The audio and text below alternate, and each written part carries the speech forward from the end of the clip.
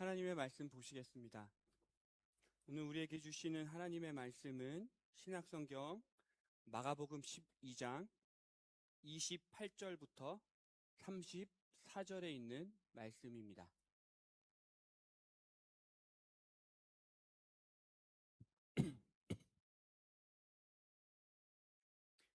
제가 하나님의 말씀을 봉독해 올리겠습니다.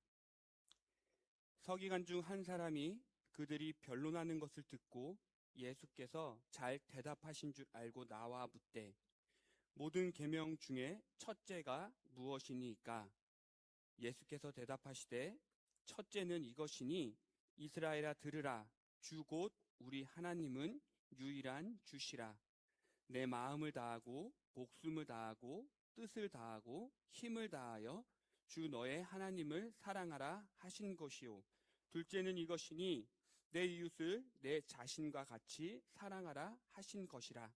이보다 더 큰 계명은 없느니라.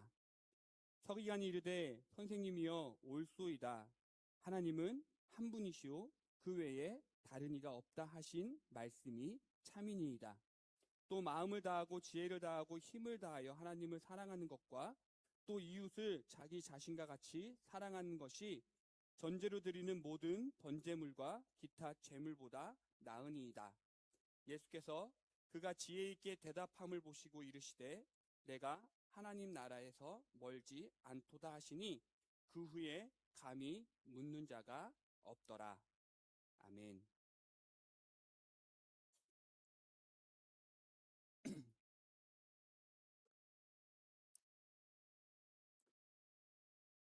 오늘 본문은 한 서기관의 질문으로 시작하고 있습니다. 이에 저도 질문 하나를 여러분께 하도록 하겠습니다. 지난 6월 마지막 주 찬양 예배의 주제가 무엇이었을까요? 힌트를 드리자면 6월 찬양 예배 시에 드렸던 찬양의 제목 가운데 공통적으로 들어가 있는 단어입니다. 기억이 안 나시죠? 저희가 어떤 찬양을 불렀는지 잘 모르시겠죠? 잘 생각해 보시면 저희가 세 번째 곡을 찬양할 때 여러분들이 굉장히 어색하며 머뭇거리셨고 쭈뼛쭈뼛 하셨었습니다. 여전히 기억이 안 나시죠? 제가 찬양을 불러드리겠습니다. 하나님의 사랑이 당신의 삶 가운데 가득하기를 축복합니다. 하나님의 은혜가 우리 가운데 가득하길 기도합니다. 사랑의 주님이 날 사랑하시네. 내 모습 이대로 받으셨네. 사랑의 주님이 날 사랑하듯이 나도 널 사랑하며 섬기리. 주제가 무엇이었을까요? 사랑이었습니다. 그런데 여러분, 왜 그때 이 찬양을 부르며 서로를 축복할 때 왜 어색하고 머뭇하며 쭈뼛쭈뼛 하셨나요? 앞에서 찬양을 인도하던 제 눈에 여러분들의 그런 모습이 선합니다. 왜 우리는 사랑을 알고 사랑을 하고 있지만 사랑 앞에서 어색하며 머뭇하며 쭈뼛 하는 것일까요? 지난주에 살펴보았던 성전 정화 사건 이후 종교 지도자들은 어떻게 예수님을 죽일까에 대해서 고민하게 됩니다. 그러니까 예수님을 죽이고자 결심한 것을 넘어 이제는 어떻게 예수님을 죽일까에 대해 고민했고, 그 고민의 끝에 악한 계획을 세웁니다. 먼저 그들은 예수님의 명성에 흠을 내고자 합니다. 여전히 예수님을 따르는 무리들의 눈치를 볼 수밖에 없는 상황이었기에 책 잡아서라도 예수님과 무리를 떨어뜨려야만 했습니다. 이에 그들은 함께할 수 없는 두 유대 종파, 그러니까 반로마 정책의 바리새인 종파와 친로마 정책의 헤롯단 종파를 예수라는 공통의 문제 앞에 하나가 되게 합니다. 그리고 로마 황제에게 내는 세금의 문제에 대해 묻게 하죠. 가이사에게 세금 바치는 것이 옳으니까 옳지 않으니까. 양자택일의 질문을 통해서 예수님을 무리에서 멀어지게 하거나 혹은 반역죄로 체포하고자 했던 것입니다. 하지만 예수님은 그들의 마음과 생각과 뜻을 아시고 그들에게 질문하십니다. 데나리온 하나를 내게 보이라. 이 형상과 이 글이 누구의 것이냐? 이에 그들은 대답합니다. 가이사의 것입니다. 대답을 들으신 예수님께서는 가이사의 것은 가이사에게, 하나님의 것은 하나님께 바치라 라고 말씀하시며 모든 주권이 하나님께 있음을 선포하십니다. 종교 지도자들은 놀라운 예수님의 지혜 앞에 자신들이 그렇게 열심히 세운 계획대로 되지 않자 이번에는 다른 유대 종파인 사두개인을 통해서 예수님을 책잡고자 합니다. 사두개인은 솔로몬 시대 대제사장이었던 사독의 후손들입니다. 그래서 이들을 사두개파라고 부릅니다. 말하자면 제사장 출신 정치 집단입니다. 당시 사두개인들은 주로 성전을 장악하여 활동했고 오직 모세 오경, 창세기, 출애굽기, 레위기, 민수기, 신명기만을 정경으로 믿었으며 모세 오경을 토대로 부활의 교리를 거부했던 종파입니다. 사두개인은 율법에 기록되어져 있는 수혼법, 그러니까 형제가 대를 이을 아들을 낳지 못하고 죽었을 경우 다른 형제가 죽은 형제의 아내를 취하여 아들을 낳아 가문과 기업을 잇게 해주는 제도를 토대로 부활의 교리를 공격하고 있습니다. 예수님께서는 자신이 부활할 것이라고 3번 경고하셨습니다. 그러니까 이들의 부활 교리의 공격은 예수님을 향한 공격이었고 예수님의 권위를 실추시키고자 하는 질문이었습니다. 이에 예수님은 사두개인이 정경으로 간주하고 있는 모세 오경 중에 출애굽기 3장 6절에 기록된 아브라함의 하나님, 이삭의 하나님, 야곱의 하나님이라는 그 기록을 상기시키며 죽은 지는 오래되었지만 하나님께서 그들을 산자로 간주하셨다고 말씀합니다. 그러니까 산자의 하나님께서 이미 죽은 아브라함과 이삭과 야곱을 부활시키시고 여전히 산자의 하나님으로 함께하고 계신다라고 선포한 것이지요. 바리새인과 헤롯 당, 사두개인 차례대로 예수님 앞에 나타나 예수님을 책잡으려고 했지만 번번이 그들은 실패하고 말았습니다.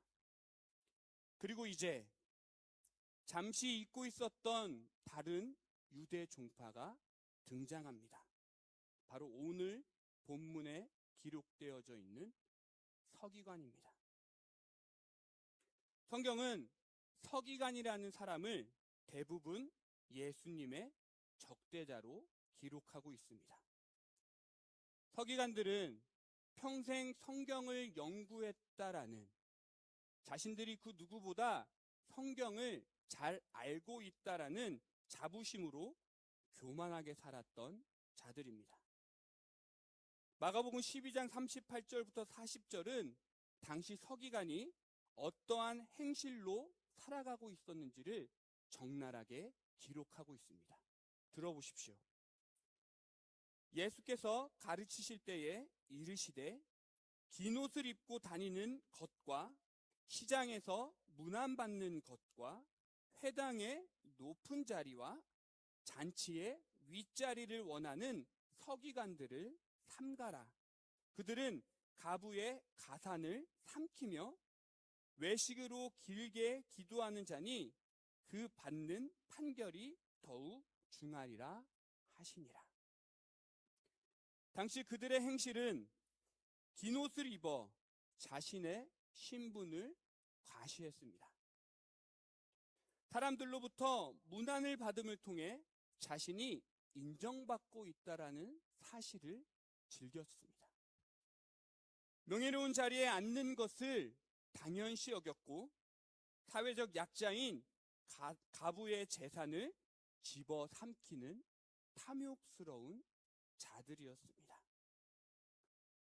그런데 놀라운 것은 오늘 본문에 등장하는 서기관은 그런 서기관과 다른 반전의 인물이라는 것입니다. 예수님의 책 잡기 위해 등장했던 바리새인, 헤롯 왕, 사두개인과 달리 서기관이었지만, 특별히 종교 지도자들의 권위 아래 살아가야 했던 서기관이었지만 그는 예수님께 호의적이었습니다. 본문 28절입니다. 서기관 중 한 사람이 그들이 변론하는 것을 듣고 예수께서 잘 대답하신 줄 알고 나와 묻되 모든 계명 중에 첫째가 무엇이니까? 서기관은 예수님의 대답을 듣고 놀랐습니다. 책 잡기 위해 책 잡힐 수밖에 없는 질문 가운데 놀라운 지혜로 대답하시는 예수님의 모습에 반할 수밖에 없었던 것이지요. 이 놀람은, 이 반함은 거기서 끝나지 않았습니다. 일평생 율법을 연구했지만 명확한 답을 정할 수 없었던 논제에 대한 질문으로 연결되어지죠. 모든 계명 중에 첫째 계명이 무엇입니까? 유대인들은 율법 613개로 분류하고 있습니다. 그 중에 무엇을 하라는 긍정의 계명을 248개로, 그리고 무엇 하지 말라는 부정의 금지 계명을 365개로 분류하고 있습니다. 흥미로운 사실은 248이라는 숫자는 사람의 뼈마디 수와 일치합니다. 그리고 365라는 숫자는 짐작하시겠지만 1년의 날수와 일치하죠. 그러니까 248개의 뼈마디로 구성되어 있는 인간은 1년 365일 동안 613개의 율법을 조문하며 지켜야 함을 상징하고 있는 것입니다. 그렇기에 613개의 계명 중에 전체 율법을 아우를 수 있는 계명, 혹은 다른 계명을 해석할 때 지침이 되는 원리를 담고 있는 계명이 무엇인가, 이에 대한 화두가 율법 학자들 사이에서는 활발하게 논의되었다고 합니다. 예수님은 서기관의 질문에 전처럼 질문으로 응답하지 않으십니다. 바로 즉시 이렇게 대답하시죠. 본문 28절과 31절입니다. 예수께서 대답하시되 첫째는 이것이니 이스라엘아 들으라. 주 곧 우리 하나님은 유일한 주시라. 내 마음을 다하고 목숨을 다하고 뜻을 다하고 힘을 다하여 주 너의 하나님을 사랑하라 하신 것이요. 둘째는 이것이니 내 이웃을 내 자신과 같이 사랑하라 하신 것이라. 이보다 더 큰 계명은 없느니라. 예수님은 두 가지로 대답하십니다. 그 둘 다 핵심은 사랑입니다. 그리고 명령입니다. 첫째, 예수님은 신명기 6장 4절과 5절에 기록되어 있는 말씀을 인용합니다. 하나님은 유일하신 주시기에 마음과 목숨과 뜻과 힘을 다하여 곧 존재 전제로 사랑해야 한다고 가르치고 계십니다. 이는 기원전 2세기 경건 유대인들이 기도할 때마다 읊었던 쉐마의 시작 말씀이기도 합니다. 둘째, 예수님은 레위기 19장 18절을 인용하여 내 이웃을 내 몸과 같이 사랑하라고 말씀하십니다. 이는 우리 대신 타인을 사랑하라는 뜻이 아니라 스스로를 존중하고 돌보는 것처럼 모든 사람을 그렇게 대하라는 말씀입니다. 여기서 우리가 놓치지 말아야 할 중요한 사실이 있습니다. 그것은 예수님께서 하나님 사랑과 이웃 사랑을 뗄 수 없는 하나로 통째로 말씀하셨다는 점입니다. 하나님 사랑과 이웃 사랑은 분리되거나 어느 하나로 축소할 수 없다는 말씀이죠. 하나님 사랑이 이웃 사랑을 결코 대신할 수 없습니다. 역으로 이웃 사랑이 하나님 사랑을 결코 대신할 수도 없습니다. 하나님 사랑과 이웃 사랑은 함께 어울려질 때 그 신앙의 삶의 균형을 이룰 수 있는 것이죠. 무엇보다 하나님 사랑과 이웃 사랑이 하나로 묶여질 때만 기독교의 신앙이라는 구슬을 하나로 꿰 수 있는 것입니다. 하나님을 사랑한다고 자부하십니까? 기억하십시오. 하나님 사랑은 이웃 사랑으로만 확증할 수 있습니다. 이웃을 사랑하고 있다고 자부하십니까? 기억하십시오. 이웃 사랑은 하나님 사랑으로만 확증할 수 있습니다.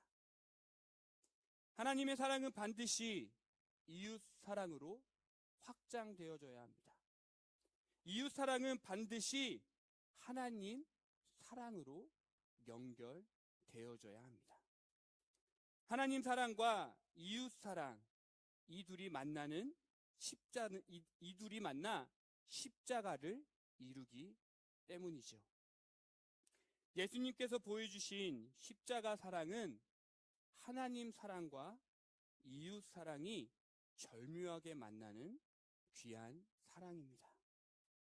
따라서 예수님의 길을 따라가는 우리 역시 하나님 사랑과 이웃 사랑을 적절히 균형을 이룬 채 살아가야 할 것입니다. 예수님의 답변을 들은 서기관은 다른 서기관들과 달리 예수님의 말씀을 전폭 지지하며 반복하고 있습니다. 본문 32절과 33절이 이를 기록하고 있죠. 들어보십시오. 서기관이 이르되 선생님이여 옳소이다. 하나님은 한 분이시오 그 외에 다른 이가 없다 하신 말씀이 참이니이다. 또 마음을 다하고 지혜를 다하고 힘을 다하여 하나님을 사랑하는 것과 또 이웃을 자기 자신같이 사랑하는 것이 전제로 드리는 모든 번제물과 기타 재물보다 나으니이다. 여기서 우리가 주목해야 할 점이 있습니다. 그것은 서기관이 덧붙인 해석입니다. 하나님 사랑과 이웃 사랑을 이 서기관은 모든 번제물과 기타 제물보다 더 낫다고 해석합니다. 이 점을 우리는 주목할 필요가 있는 것이죠. 서기관은 예수님의 답변을 통해 하나님의 뜻을 깨닫고 그것을 실천하는 것, 즉 사랑이야말로 하나님께 드리는 제사보다 더 중요하다는 깨달음을 얻었습니다. 그렇기에 그는 하나님 사랑과 이웃 사랑의 중요성을 명확하게 고백할 수 있었던 것이죠. 이는 호세아 6장 6절을 떠오르게 하는 대목입니다. 들어보십시오. 나는 인애를 원하고 제사를 원하지 아니하며 번제보다 하나님을 아는 것을 원하노라.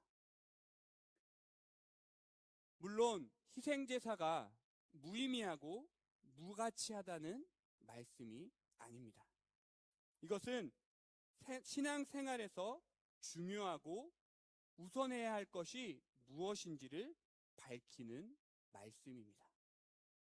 지난주에 살펴본 말라버린 무화과 나무와 연결해 보면 현재 성전 체제가 희생제사에는 주력하지만 하나님의 뜻을 깨닫고 사랑을 실천하는 데는 실패했기 때문에 열매를 맺지 못하고 말라 버렸던 것입니다. 예수님이 중요한 깨달음을 잃은 서기관의 슬기로운 대답에 고개를 끄덕이십니다. 그를 인정하고 계시죠. 본문 34절입니다. 예수께서 그가 지혜 있게 대답함을 보시고 이르시되 내가 하나님의 나라에서 멀지 않도다 하시니 그 후에 감히 묻는 자가 없더라. 본문의 서기관은 예수님을 향해 호의적이었습니다. 그런데 예수님께 인정까지 받고 있음을 기록하고 있습니다. 예수님께 인정받은 서기관. 말씀을 준비하면서 이 표현이 참 입에 잘 어울리지 않았었습니다. 예수님께 인정받은 서기관. 이미 진작 마가복음을 시작하면서부터 있어야 했던 표현이었어야 합니다.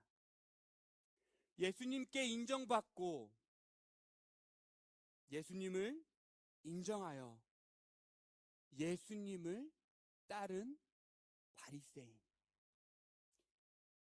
예수님께 인정받아 예수님을 메시아로 고백한 사두개인. 예수님께 인정받아 예수님의 하나님의 아들이심을 선포한 서기관. 그들은 예수님의 오심을 기다렸던 자들이었고 예수님께 인정받아야 했던 자들이었고 예수님을 인정함으로 고백함으로 선포함으로 하나님 나라를 이루어야 했던 사람들이었습니다. 하지만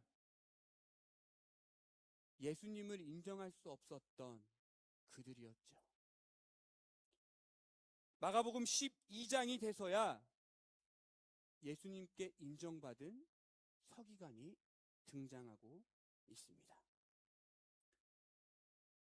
이 대목에서 우리의 모습을 살펴봅니다. 과연 주님은 우리를 보고 뭐라고 말씀하실까요?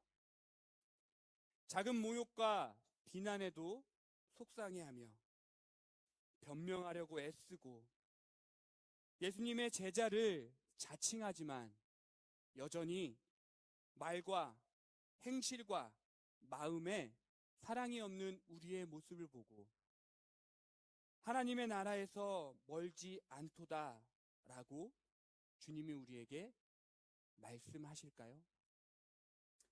과연 우리는 하나님 나라에 가까운 삶을 살아내고 있을까요? 6살이 되던 해부터 온 유럽으로 끌려다니며 마치 공마단의 개처럼 왕들 앞에 구경거리로 내세워지고 아첨받고 선물받고 두루 귀여움을 받았던 모차르트가 자신에게 흥미를 나타내며 보이는 사람들에게 종종 이런 질문을 던졌다고 합니다. 나를 사랑하세요? 정말 나를 사랑하세요? 대답이 그렇다 할 때만 모차르트는 피아노에 앉아 연주를 시작했다고 합니다. 어린 모차르트는 어른들의 상투적인 대답을 듣고도 만족하여 연주하였습니다. 하지만 어린 모차르트에게 있어 그 질문은 참으로 중요했습니다. 그 느닷없는 질문은 질문받는 사람들에게 음악을 듣는 자세를 가다듬게 만들었습니다. 그리고 모차르트 자기가 사랑받고 있다라는 확신을 가지고 연주할 수 있게 했던 질문이었고 대답이었기 때문입니다. 하나님의 일도 마찬가지입니다. 주님은 우리에게 사랑을 요구하십니다.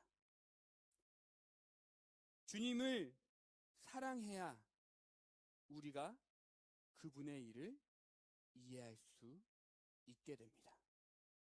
사랑하냐는 질문은 질문받는 사람의 삶을 뒤흔들어 놓습니다. 부활하신 예수님께서 바닷가에 머물고 있던 베드로에게 찾아가 내가 나를 믿느냐라고 묻지 않으셨습니다. 주님은 그저 내가 나를 사랑하느냐라고 오직 그것만을 물으셨습니다.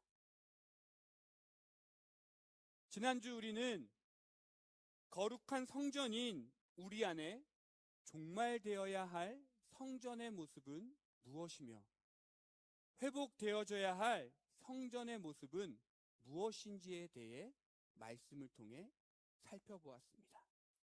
그렇다면 거룩한 성전으로 회복된 우리는 이 회복된 성전으로서 오늘을 어떻게 살아가야 하는 것일까요? 본문 29절부터 31절을 함께 읽도록 하겠습니다. 예수께서 대답하시되 첫째는 이것이니 이스라엘아 들으라. 주 곧 우리 하나님은 유일한 주시라. 내 마음을 다하고 목숨을 다하고 뜻을 다하고 힘을 다하여 주 너의 하나님을 사랑하라 하신 것이요. 둘째는 이것이니 내 이웃을 내 자신과 같이 사랑하라 하신 것이라. 이보다 더 큰 계명은 없느니라. 아멘입니다. 설교 서두에 6월 찬양의 주제, 그 주제가 사랑이었음을 알리며 제가 여러분들에게 했던 질문을 기억하십니까?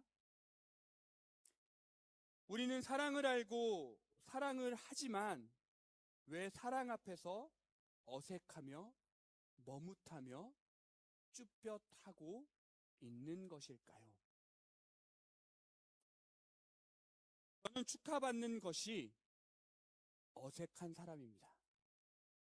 누군가에게 축복받는 것에 머뭇머뭇하며 남이 제게 하는 사랑에 쭈뼛쭈뼛한 사람입니다. 목회자다 보니 그리고 이전에 교육부서를 오래 담당했다 보니 생일 주간 주일이 되면 저는 너무나도 큰 곤욕을 겪어야만 했습니다.